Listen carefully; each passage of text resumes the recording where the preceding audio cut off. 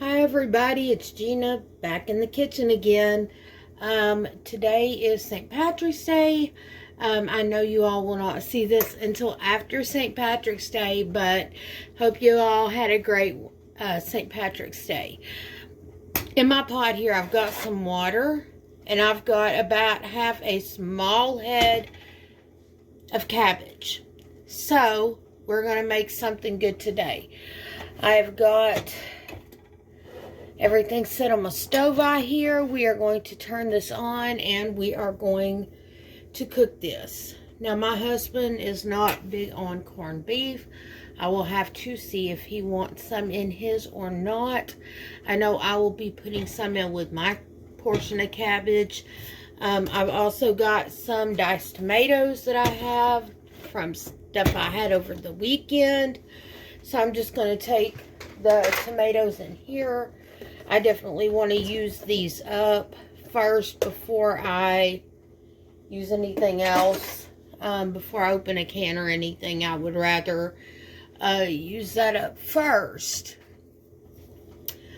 I will probably make some sort of a potato to go with everything.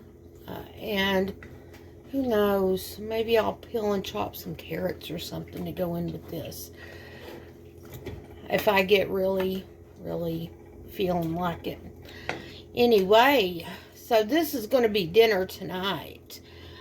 Just some cabbage and tomatoes, corned beef, potatoes of some sort. I might use instant because I just ain't feeling it today. And everybody has those days where they're using just the run-of-the-mill instant potatoes.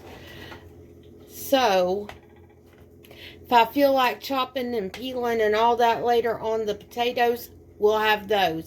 If not, we'll have instant. Either way, it works out. We don't have a ton of fresh potatoes. You all saw me. Or we could even have a little bit of that leftover potato salad that we've got in the refrigerator. Who knows? I might even do that. You know, we need to use that. So, and get that out of here. So, I think we might even do that, you know. Make my life a lot simpler, y'all. But I'm boiling mine. I know a lot of people make a baked brisket, corned beef brisket with the cabbage and the tomatoes and all that. Corned beef brisket is expensive. I am using with mine, I will be using canned corned beef. Now, before y'all go saying, ew, that's gross, whatever, it's what's on my budget.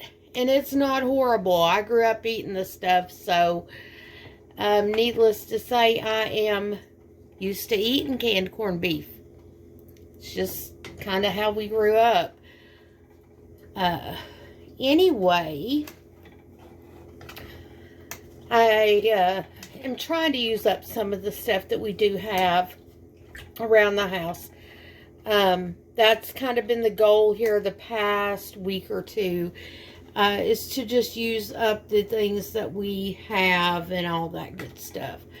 We definitely don't want to throw out food that we have stored up or whatever. It's not like I have tons of food.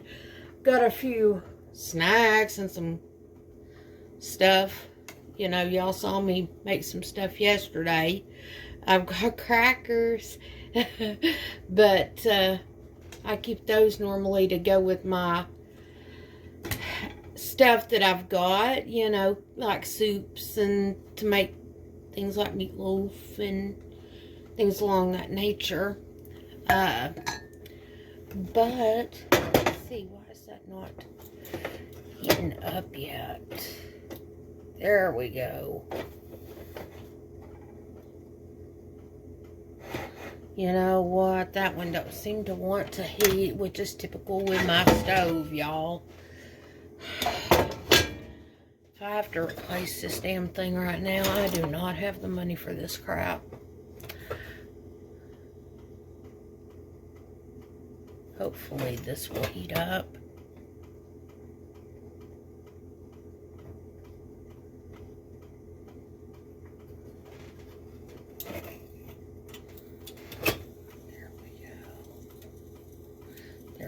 I'm starting to feel some heat coming off that one. Yep. That one's starting to get good and hot.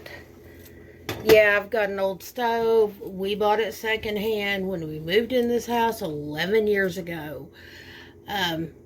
So yeah, this ain't a brand new stove that I've got.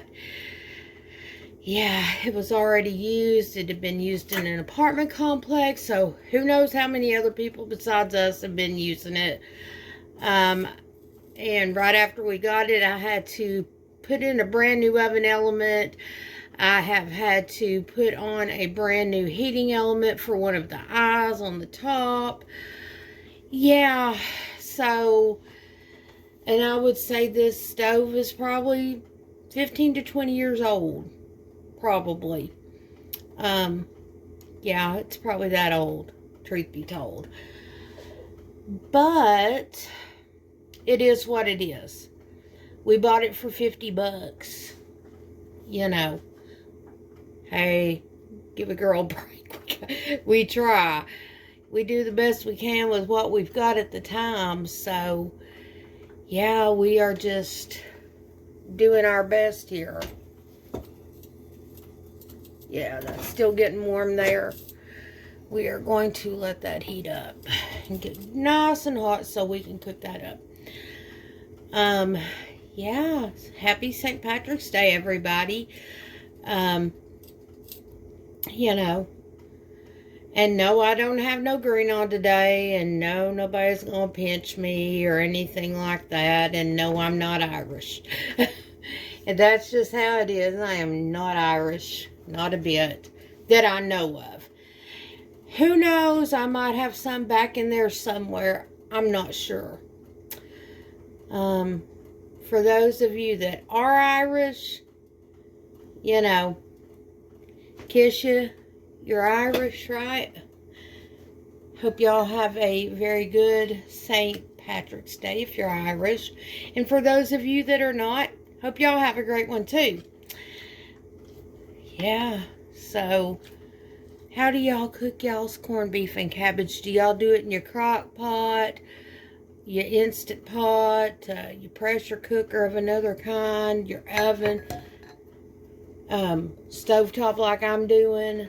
You know, it's one of those days where I guess that's one of, and you kind of, I guess, can cook this about any way you want to. Anywho, I'm going to let that come up to a boil, and once it does that and starts cooking down, I will be back and show you how that's going.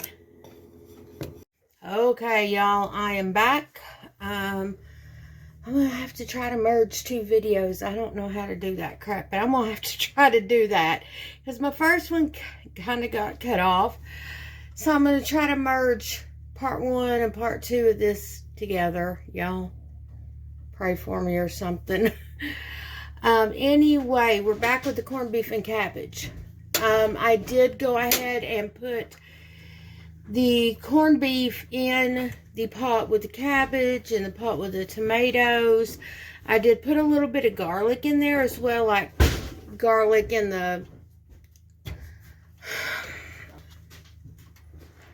Sorry guys, that was my husband coming in to tell me something about his vehicle. Apparently his battery was a little bit dead and he had to charge it for like forever today, and it started. Thank you, Jesus. That's all I can say. That way that boy is not on my nerves tomorrow about his truck.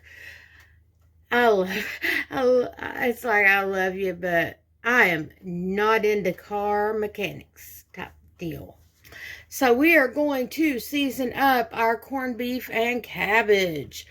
Like I said, I just put canned corned beef. In fact, I will show you what the corned beef looks like. Just looks like that. I know. People are going to say it looks like dog food. It's what we got. It's what we can afford, but it don't taste bad. I sat sitting in the other room, and I'm like, I remembered, hey, my husband eats corned beef hash out the can.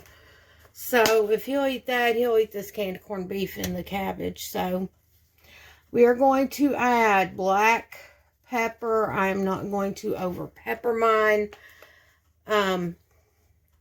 Only because not everybody likes their food 3 shades of fireball like I do, and not everybody likes their food salty like I do.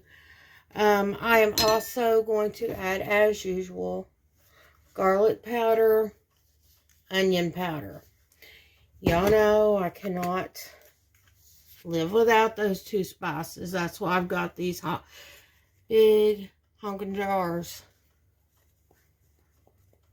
Because I cannot cook without them. So therefore, we have the big things. So I'm just going to add some of both in there.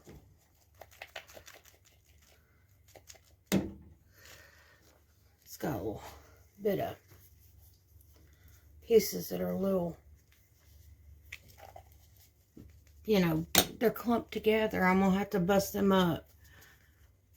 I did not put any carrots in here. I did not feel like it. Also, I'm just going to make instant mashed potatoes to go with this tonight. I am not standing and peeling and chopping potatoes. I am not standing and doing all the work. I am too tired. My back is killing me. So therefore, we are going to go the easy route today. I don't always do that, but today it's going to serve a purpose. So, and I also am going to add, this is beef base. Since we are making corned beef and cabbage, I'm going to put a little bit of this in there. Smells good to help flavor it. How much you add is up to you, really.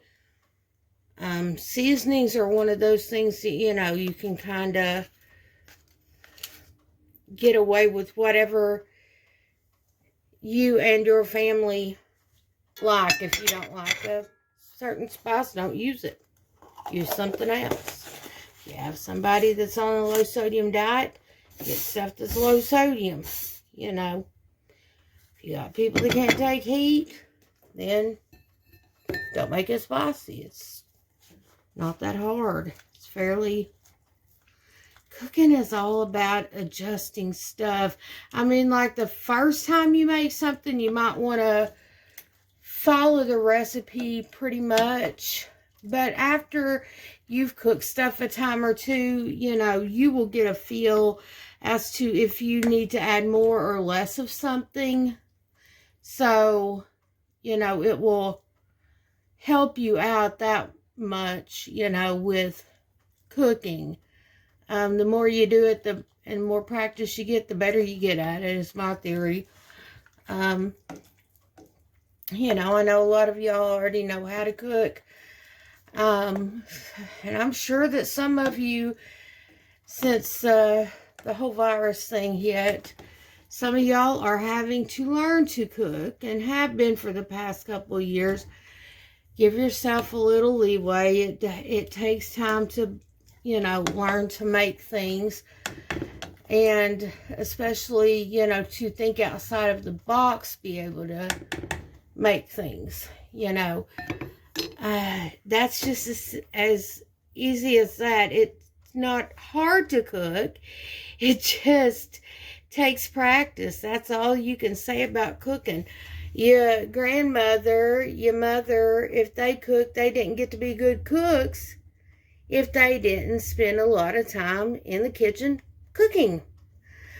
You know, that's, I mean, everybody's got those grandmas, you know, the ones that were a good cook. I had one that was a cook and one that didn't cook squat. She might have cooked it when like my dad and his siblings were young, but I don't, you know how much she cooked or anything. But by the time I was around her, I saw her like make scrambled eggs, and that's about it.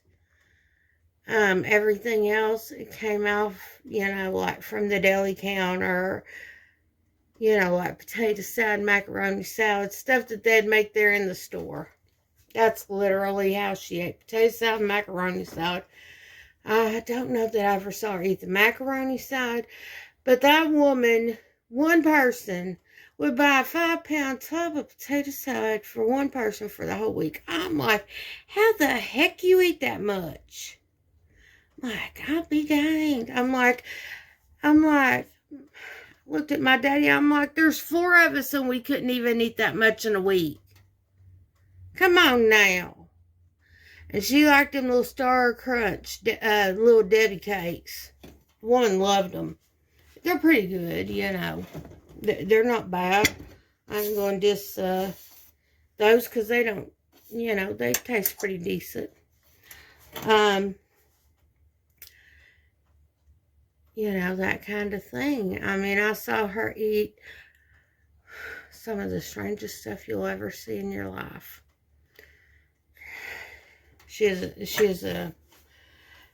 My dad's mother, she was something else. They still haven't figured out what she was else. That's the problem. They couldn't figure out what else she was. She was just something else. My mom's mom, good cook. Because of her, with my mom worked full time, y'all. For reals. Like, my mom had to work full time because if she didn't, we wouldn't have had a roof over our head, food on the table, clothes on our back kind of deal. So, my mom did not have time to, after she got home from work, stand and bake bread and stand and make biscuits and all that stuff from scratch. No, when I was young, our biscuits came in a can with the Pillsbury label on them. That's how we had biscuits. Later on, they came up with the bagged ones, and we would have those. But I was like, I was probably senior in college, freshman in high school before we ever had those. I mean, kids nowadays got it so easy. But my mom says I got my grandmother's genes when it comes to being able to make bread and biscuits and all that stuff. And she's like, why don't your biscuits ever turn out like little rocks? I'm like, Mom, you overwork them? Yeah, I mean, it's not difficult. Anywho, I am getting very tired, folks. I need to go sit down. My stuff is pretty much ready as far as the corned beef and cabbage. Again, we are just going to use some instant potatoes to go with that tonight for dinner. That's all for today. I know this is going to come out after St. Patrick's Day, but I hope each and every one of you had a very good St. Patrick's Day. Hope you had enough green beer. I had some green Jell-O earlier. Does that count? So, anyway, thanks again for joining me in Gina's Kitchen. And I will be back. I'm hoping to be back tomorrow with another episode for you. Bye-bye.